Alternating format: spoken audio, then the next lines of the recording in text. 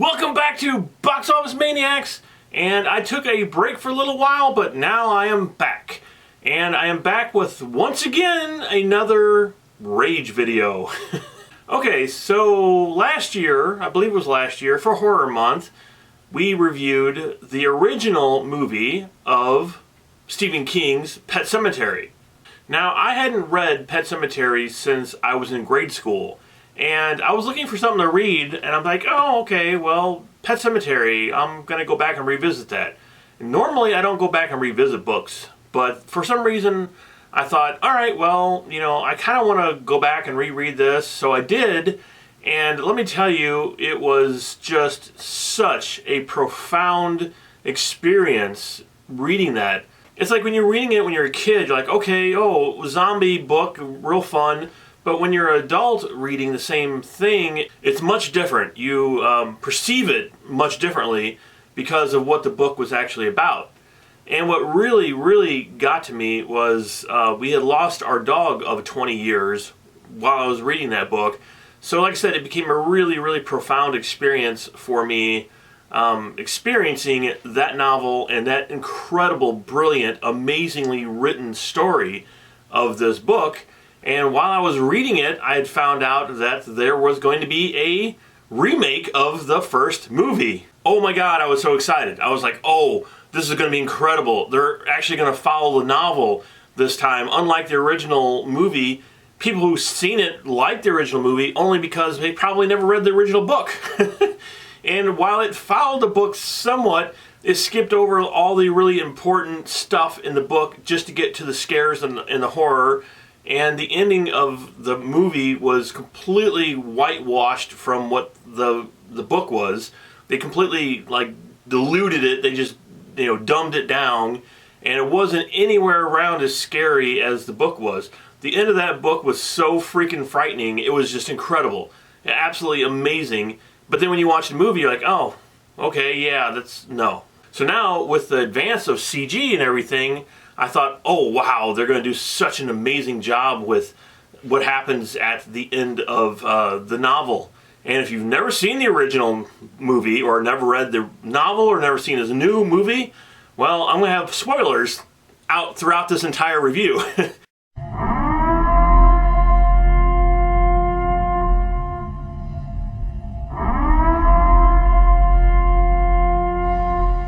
So if you don't want to be spoiled, here is your warning right now that I will be talking about the book, the novel, and the new book, and comparing what's happened to this new horrible travesty that they filmed for Pet Sematary. I was going to do a rage video last year, or I guess beginning of this year, whenever I seen the first trailer for this this new version of Pet Sematary, I was excited. They showed church, and they showed all the stuff that I wanted to see as a fan of the book. I'm like, oh man, this is going to be amazing. And then I heard that the people who did it was producing it, and I was like, you can't go wrong. You absolutely cannot go wrong with this. But what did they do? Oh, they didn't go wrong. They went way wrong. They went completely wrong. They went way off the tracks with this stupid thing. Okay, so when they actually showed the full trailer of the new Pet Sematary, I sat there and watched it, and I'm like, oh my God, what did they do to this movie? What are they thinking? What could they possibly have done to even consider changing this story? So the original story, obviously, if you've read the book or seen the movie, was the fact that the little kid, I think he was about 5 or 6, gets run over by a diesel truck. There's a pet cemetery, but beyond the pet cemetery, there's like this ancient burial ground, and they go out and they bury things and they come back to life.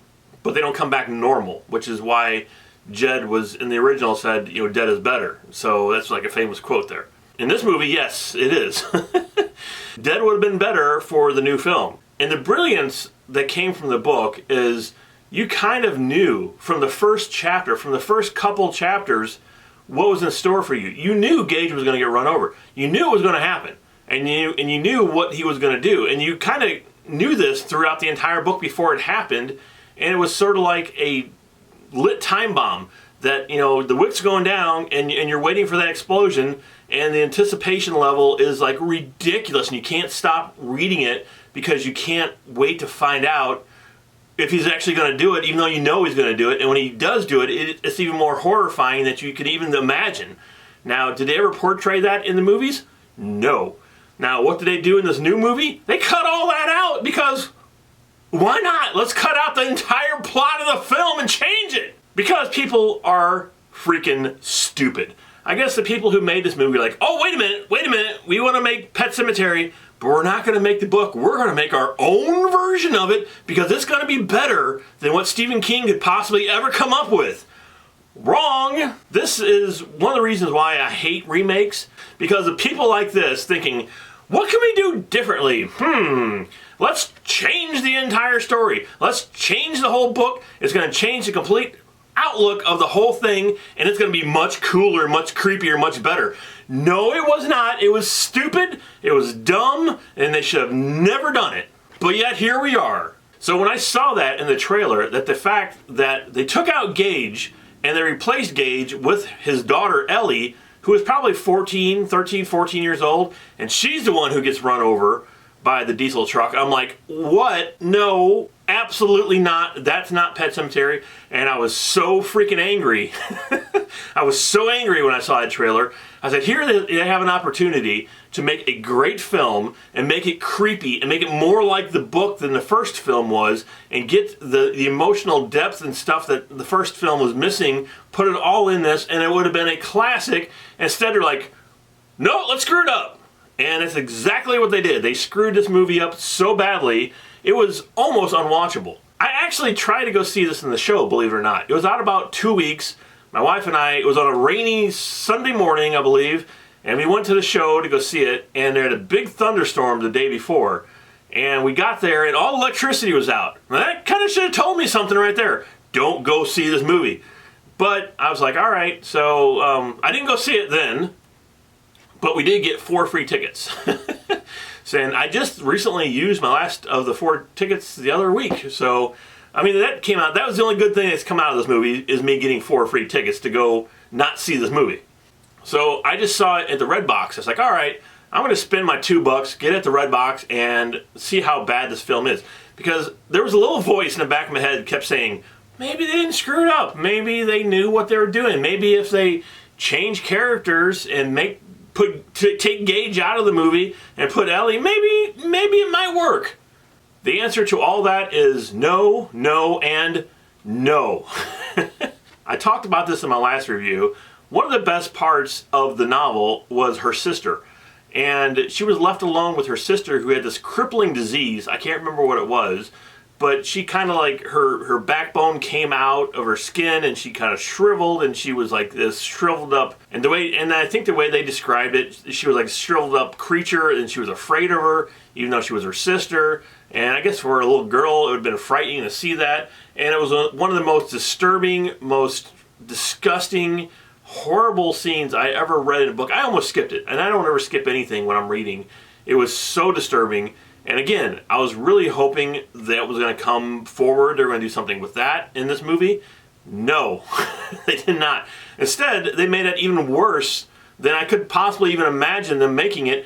They did. It was like, throughout the entire film, you kept seeing the sister, and it was terrible. It was absolutely horrible what they did with that entire sequence. Now, in the novels, and also in the original film, which is what they got right, was obviously Fred Gwynne played Jed in the original movie.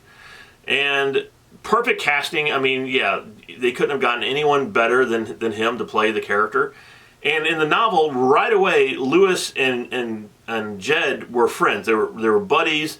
They were drinking on the porch every night, and they became instant friends, and he almost became like a father figure to Lewis. And it was one of the big important parts of the novel, is their friendship. In this movie, it doesn't even exist. It's like he doesn't even meet Jed until later in the film. And I kept saying, what is happening here? Why are they not talking to each other? Jed actually meets Ellie for the first time in the Pet Sematary while she's wandering around out in the woods and looking at the Pet Sematary. And then her mom finds her, and then Jed's like, oh, hey, I found your kid out here. Maybe she shouldn't be wandering around. None of that was in the book, obviously. And it was stupid. There was a stupid scene, and it shouldn't even been in there. Now, Jed is being played by John Lithgow in this version of it. And he wasn't great. He wasn't even in the movie that much. I mean, he was a really hugely important character throughout the novel. And actually, in the first movie, he was in it a whole lot more than he was in this. And he was the one, of course, who tells Lewis about the Pet Cemetery and the ancient burial ground and the Wendigo out there and all the cool stuff. And then he warns him, you know, don't do this. But then, of course, he tells him about, after church gets run over, he tells him about the whole thing and goes up there and buries him anyway. Because he didn't ever expect, I guess, Gage to get run over. He just wanted Lewis's daughter to be happy because her cat's still alive. And I guess if you have that kind of hidden knowledge, it's really, really hard to keep it hidden. And it's one of those things that, you know, if you have to really think about, is if you had that knowledge and you see something happens to somebody, would you tell them that? You know, would you tell them that, hey, you know, I know a way to bring this person back to life? And there's so many ifs and buts and would yous in this book, and that's what made it so good. So none of that really was in this version of this movie. Like I said, Judd was in it probably 10%. I keep calling him Jed or Judd. I don't remember what I keep calling him. I think it's Judd. Yeah, I keep calling him Jed. I think it's Judd. Judd Randall, I think his name was. Not Jed Randall. Judd Randall? Judd? Yeah, it's Judd Crandall. Judd Crandall. I'll get it right eventually. Judd Crandall was the next door neighbor. And he was sort of like the person who, like I said, was really an important plot element to the novel, and I guess sort of the first movie. Here, like I said, he's hardly in it at all. Very, very little he's in it. And the acting in this film is horrible. It's actually horrible from everybody. I think Church, the cat, was the best actor in this entire film. The main guy who played Lewis was a guy named Jason Clarke, and I don't recognize him from anything else. And he was really miscast as Lewis. That character, he just wasn't Lewis. I mean, that guy just could not play him whatsoever. And the other thing that really kind of upset me was Pascal.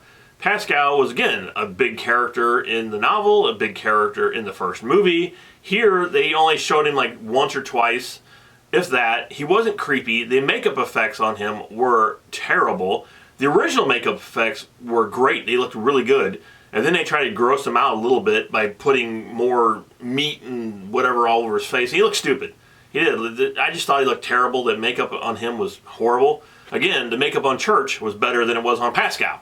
So now we get to the terrible decision that they decided to do with Gage and Ellie. So it's her birthday party, which I don't believe it was in the book or in the other movie. I think this is just, they just made it up. I think they were having a picnic or something.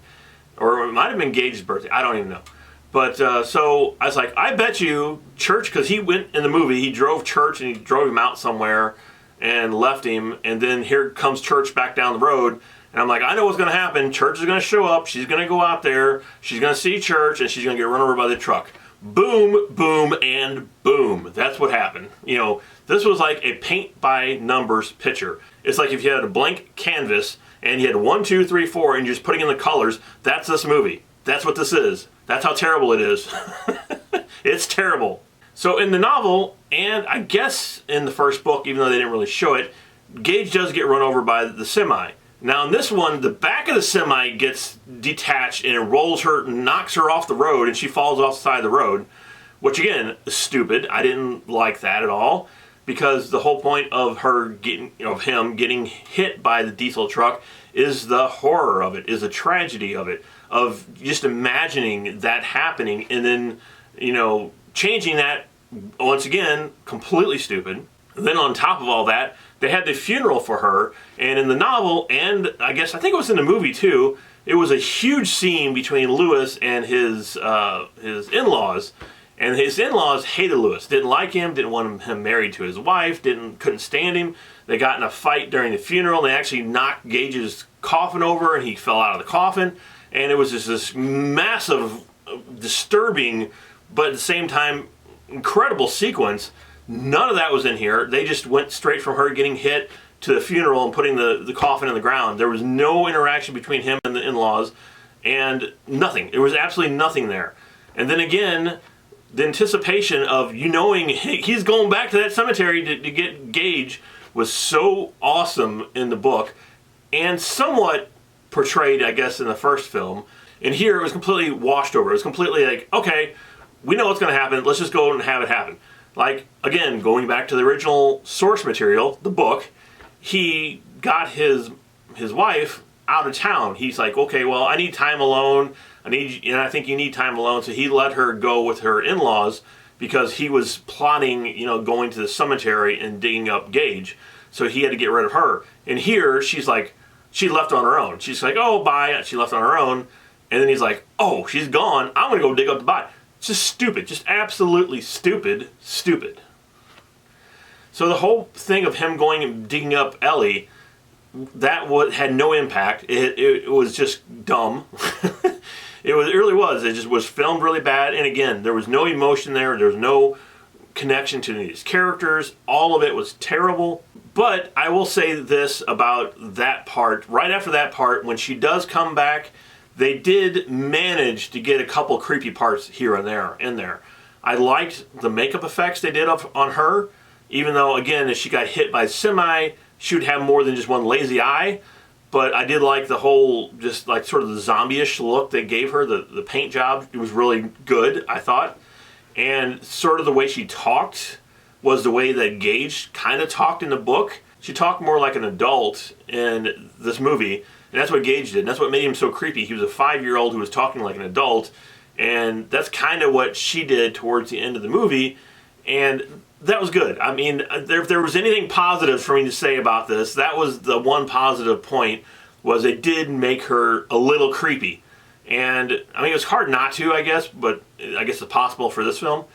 But yeah, that wasn't bad. That scene was okay. I didn't mind that. And then we have probably the worst ending in the history of worst endings of ever. Anyone who ever thought of this plot first place thought, oh, well, let's change the ending and make it even worse than the rest of this movie. Because, I mean, we've already made it unwatchable. Let's make the ending even more unwatchable.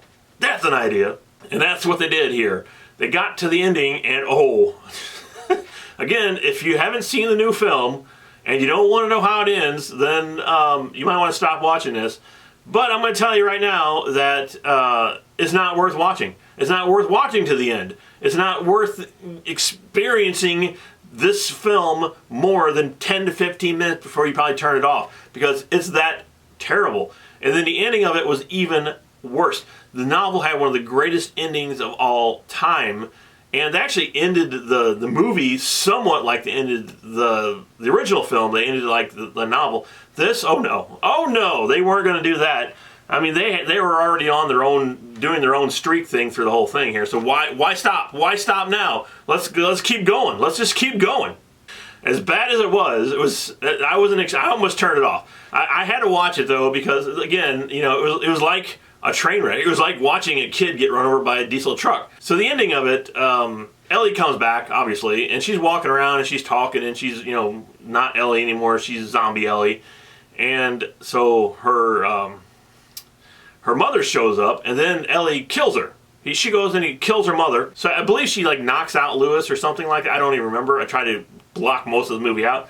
But anyway, she ends up killing her mother and then dragging her mother all the way to the pet cemetery, up over the deadfalls, through they didn't show any of that, but that's what the little kid did, and buried her mother. So then Lewis runs out to the pet cemetery and sees his wife walking towards him. She's like, oh my God, you're alive. What happened? What did you do? And then Ellie comes up behind Lewis and stabs him through the chest.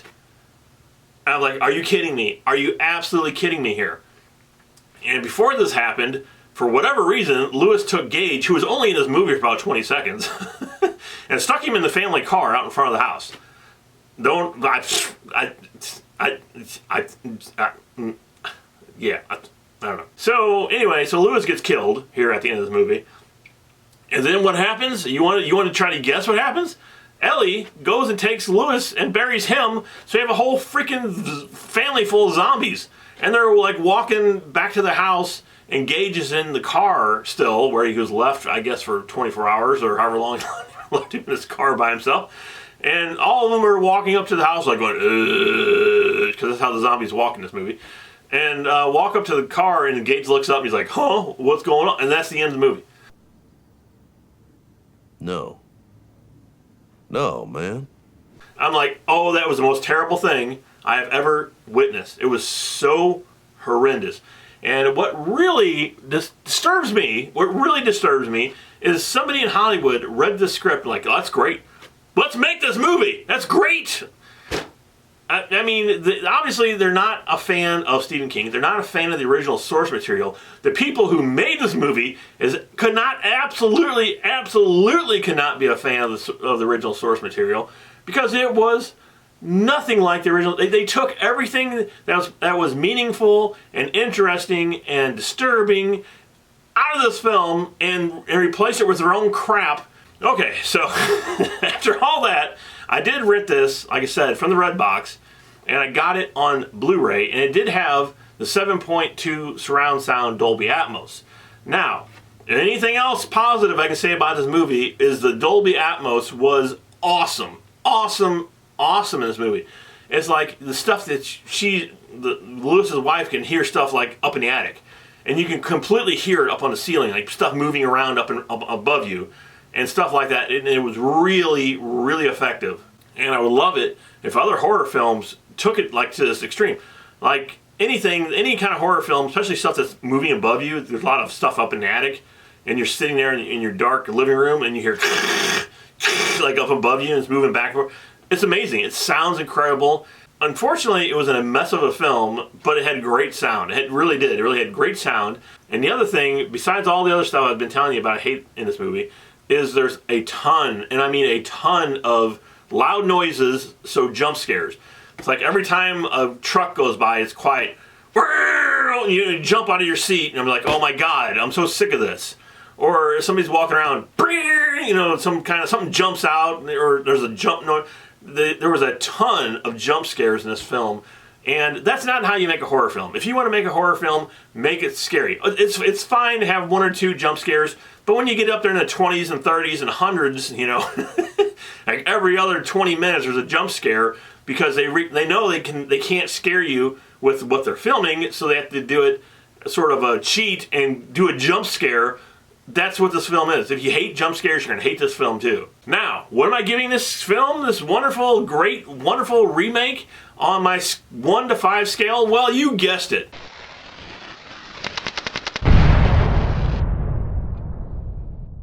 If I had anything lower, this movie would get it. This is the worst film I have seen, I guess, in a long time. I can't remember the last time I've been so infuriated and disappointed by watching a film that I was hoping, I had a small spark of hope they would pull it off, but no, they didn't pull it off. They destroyed it. They destroyed this story. They destroyed Stephen King's novel. They even destroyed the original Pet Sematary. So if you are any kind of fan of Pet Sematary, stay away. Do not buy this film. Do not rent this film. Do not go see this film.